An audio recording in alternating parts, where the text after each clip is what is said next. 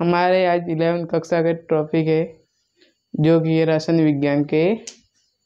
तो फर्स्ट है रासायनिक विज्ञान की शाखाएं, जिसको तीनों भागों में बांटा गया है।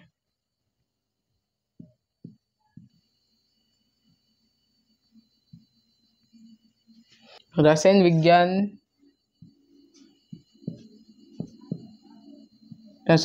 में 3 टॉपिक है।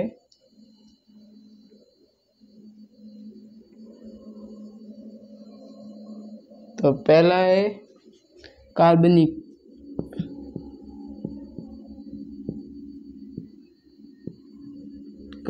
रसायन और सेकंड है अकार्बनिक रसायन।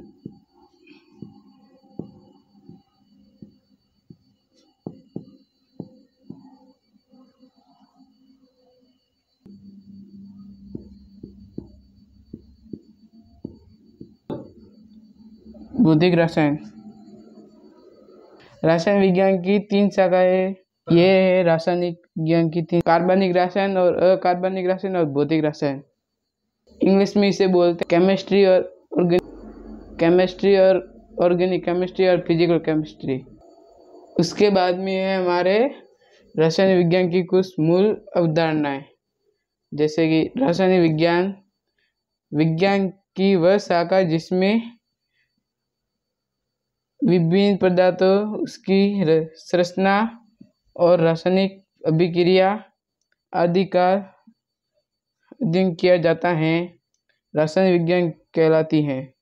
विज्ञान की वह शाखा, यानी शाखा का मतलब होता है कि हम जिस सब्जेक्ट में पढ़ रहे हैं या जिस विषय में पढ़ रहे हैं, और जिसके पदार्थ अलग अलग होते हैं, कोई भी हो सकते हैं।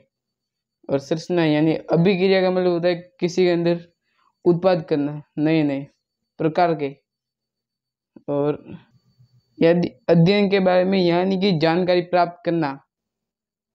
रासायनिक विज्ञान के कुछ अलग अलग वैज्ञानिक के नाम जिन्होंने अपनी महत्वपूर्ण भूमिका निभाई है।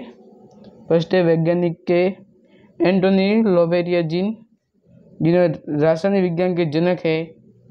और सेकंड है वैज्ञानिक अल्फ्रेड वर्नर, यानी कि कोई योद्धा भी है।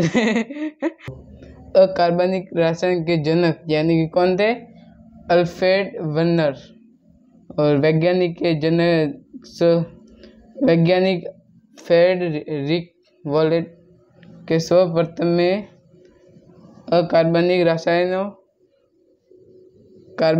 रसायन यूरिया निर्माण किया। अंत कार्बनिक रसायन का पिता माना जाता है।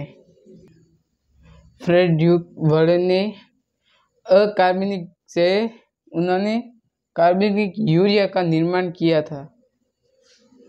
और कोई अगर ऐसा प्रश्न आ जाए ना, जैसे कि एग्जाम में कि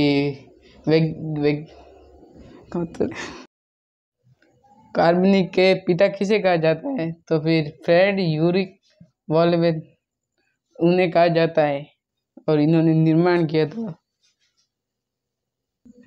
ये प्रश्न इसीलिए है कि आप एग्जाम से पहले पढ़ के जाए, तभी आपको थोड़ा समझ में आ जाएगा, इसीलिए आप लिख पाएंगे।